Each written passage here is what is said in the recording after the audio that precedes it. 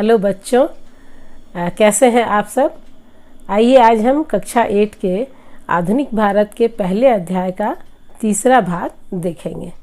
इसमें हम देखेंगे सर्वेक्षण का प्रचलन। ब्रिटिश शासन के दौरान सर्वेक्षण को उन्होंने काफ़ी महत्वपूर्ण माना और उनकी सोच थी कि देश का सही ढंग से शासन चलाने के लिए सर्वेक्षण के माध्यम से हर प्रकार की जानकारी एकत्र करना अनिवार्य है। उसके लिए उन्होंने 19वीं सदी के प्रारंभ में भारत का नक्शा तैयार करने के लिए बड़े स्तर पर सर्वेक्षण कराए और ग्रामीण स्तर पर राजस्व के सर्वेक्षण किए गए। उनके माध्यम से धरती की प्रकृति, मिट्टी की गुणवत्ता, मिट्टी के प्रकार, पेड़ पौधे, जीव जंतु और यहाँ उपजाई जाने वाली फसलों का उन्होंने व्यापक पैमाने पर सर्वेक्षण कराया। अंग्रेज़ों की धारणा थी कि किसी इलाके पर शासन करने के लिए इन बातों की जानकारी बहुत ज़रूरी है कि वहाँ किस तरह के लोग रहते हैं, वो किस तरह का इलाका है, कौन सी फसलें और क्या अन्य महत्वपूर्ण चीज़ें वहाँ प्राप्त हो सकती हैं। तो 19वीं सदी के अंतिम दशकों में प्रत्येक 10 वर्ष पर जनगणना भी की जाने लगी ताकि देश की वास्तविक जनसंख्या का पता लगाया जा सके और इसके तहत देश के सभी प्रांतों में रहने वाले लोगों की संख्या, उनकी जाति, उनके व्यवसाय इत्यादि के बारे में जानकारी प्राप्त की गई। इसके अतिरिक्त उन्होंने वानस्पतिक सर्वेक्षण, प्राणी वैज्ञानिक सर्वेक्षण, पुरातात्विक सर्वेक्षण और वन सर्वेक्षण जैसे भी अन्य कई कार्य किए। अब हम यहाँ यह भी जानेंगे कि आज़ादी के बाद भी स्वतंत्र भारत में अंग्रेज़ों द्वारा शुरू की गई जनगणना की नीति का प्रत्येक 10 वर्ष पर अनुसरण किया जाता है और दशक के पहले वर्ष में देश भर में जनगणना की जाती है।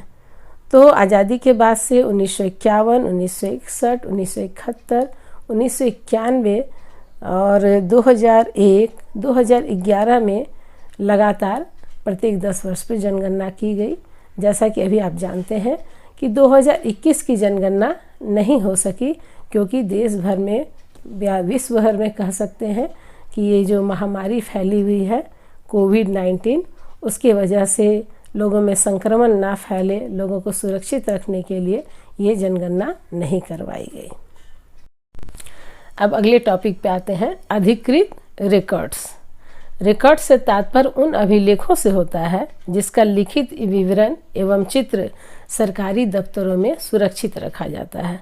रिकॉर्ड्स के विशाल भंडार से बहुत सारी जानकारियाँ प्राप्त की जा सकती हैं, लेकिन इस तथ्य को ध्यान में रखना होगा कि ये सभी सरकारी रिकॉर्ड्स हैं। ये ज़रूरी नहीं कि हमें आम जनता के बारे में बता सके, ये सरकार की नीतियों के बारे में ही हमें बता सकते हैं। इन रिकॉर्ड्स से हमें सरकारी अफसरों की सोच, उनकी विशेष दिलचस्पी और वो किन चीज़ों को सुरक्षित रखना चाहते थे, यही जानकारी मिल पाती है।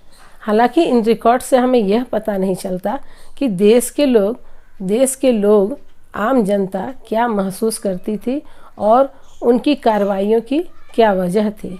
इसकी जानकारी हमें अन्य स्रोतों से हासिल करनी होगी। हालांकि दूसरे स्रोतों की कोई कमी नहीं है, लेकिन सरकारी रिकॉर्ड्स की तुलना में उन्हें तलाश करना थोड़ा कठिन काम है क्योंकि सरकारी रिकॉर्ड्स को तो अभी तक सुरक्षित रखा गया है, इसलिए हम उनके द्वारा जानकारी प्राप्त कर पाते हैं। इस संबंध में हम लोगों की डायरियों, तीर्थ यात्राओं और यात्रियों के संस्मरण, महत्वपूर्ण लोगों की आत्मकथाएं और स्थानीय बाज़ारों में बिकने वाली साहित्य की पुस्तकों से ही सामान्य जनता के बारे में जान सकते हैं। छपाई तकनीक के प्रसार के साथ ही यहाँ अखबारों का प्रकाशन प्रारंभ हो गया। विभिन्न मुद्दों पर जनता विचार विमर्श और बहस करने लगी। नेताओं और सुधारकों ने अपने विचारों को फैलाने के लिए अखबारों में लेख लिखे, भाषण दिए। कवियों और उपन्यासकारों ने अपनी भावनाओं को लेखन के माध्यम से व्यक्त किया। इसके बावजूद भी हमें साधारण जीवन के बारे में, लोगों के बारे में जानकारी हासिल करने में परेशानी होती है और हमारी जानकारी के सभी स्रोत पढ़े लिखे लोगों द्वारा रचे गए हैं। हम आज तक यह नहीं पता लगा सकते कि आदिवासी, किसान, खदान में काम करने वाले मजदूर या सड़कों पे जीवन यापन करने वाले गरीब व्यक्तियों की उस समय की व्यवस्था के बारे में क्या सोच थी। लेकिन यदि हम थोड़ी सी कोशिश करें तो इस बारे में हम और अधिक जानकारियाँ प्राप्त कर सकते हैं। आइए अब प्रश्न उत्तर पर हम आते हैं। तो सबसे पहले देखते हैं रिक्त स्थानों की पूर्ति करना है। इसमें पहले प्रश्न में पूछता है कि जेम्स मिल डैश का निवासी था। जेम्स मिल कहाँ का निवासी था? तो जेम्स मिल स्कॉटलैंड के निवासी थे। स्कॉटलैंड इंग्लैंड का एक पड़ोसी देश है। दूसरे प्रश्न में है कि लॉर्ड क्लाइव ने भारत का नक्शा तैयार करने की जिम्मेदारी किसको दी थी? तो उस समय के एक भूगोलवेत्ता थे जेम्स रिनेल, जिन्हें लॉर्ड क्लाइव ने भारत का नक्शा तैयार करने की जिम्मेदारी दी। अभिलेखों को सुंदर ढंग से लिखने वाले को क्या कहते थे? तो मैंने पहले भी आपको बताया कि जो लोग अभिलेखों की नकल करते थे उन्हें खुशनवीस कहते थे। भारत के अंतिम वायसराय कौन थे? तो ये भी आपको पता होगा कि भारत के अंतिम वायसराय लॉर्ड माउंटबेटन थे। भारतीय राष्ट्रीय अभिलेखागार को डैश में बनाया गया, यानी उसे कब बनाया गया? तो भारतीय राष्ट्रीय अभिलेखागार 1920 के दशक में बनाया गया। अब दूसरा प्रश्न है सही और गलत का चिन्ह लगाइए। तो इसमें सबसे पहले कि लोगों ने चाय पीना कब शुरू किया, क्या इसकी निश्चित तिथि बताई जा सकती है? तो नहीं, क्योंकि यह कई दशकों के दौरान धीरे धीरे प्रचलित हुई होगी और हम इसकी निश्चित तिथि को नहीं बता सकते, इसलिए यह प्रश्न गलत है। अंग्रेज प्रशासन के लिए अभिलेख तैयार करवाते थे, क्या यह सही है या गलत? तो ये सही है। सरकारी दस्तावेजों से हमें आम लोगों की सोच के बारे में पता चलता है? तो नहीं, ये गलत है, क्योंकि सरकारी दस्तावेजों से हमें सिर्फ सरकारी अफसरों के विचार के बारे में पता चलता है। अंग्रेजों के शासन से पहले भारत में अंधकार का दौर था? तो नहीं, ये गलत है। अंग्रेजों के शासन के पहले भी भारत बहुत ही प्रगतिशील दौर में था। अब तीसरे प्रश्न में प्रश्नों के उत्तर दीजिए कि इतिहास में तारीखों का क्या महत्व है। तो आप जानते हैं कि तारीखें हमारे लिए इसलिए महत्वपूर्ण होती हैं क्योंकि उन तारीखों में कोई ना कोई महत्वपूर्ण घटना घटी होती है जो हमारी ज़िंदगी या हमारे समाज या हमारे देश से जुड़ी होती है। अब है कि जेम्स मिल ने भारतीय इतिहास को किन कालखंडों में विभाजित किया? तो जेम्स मिल ने भारतीय इतिहास को हिंदू काल, मुस्लिम काल और फिर ब्रिटिश काल में विभाजित किया था। अब है कि औपनिवेशिक युग किसे कहा जाता था? तो औपनिवेशिक युग वो समय था जब हमारे देश पर ब्रिटिशों का शासन था। अगला प्रश्न है कि सर्वेक्षण से हमें क्या जानकारी मिलती है? तो सर्वेक्षण से हमें धरती की प्रकृति, मिट्टी की गुणवत्ता, पेड़ पौधे, जीव जंतु, फसलों इत्यादि के प्रकार के बारे में पता चलता है।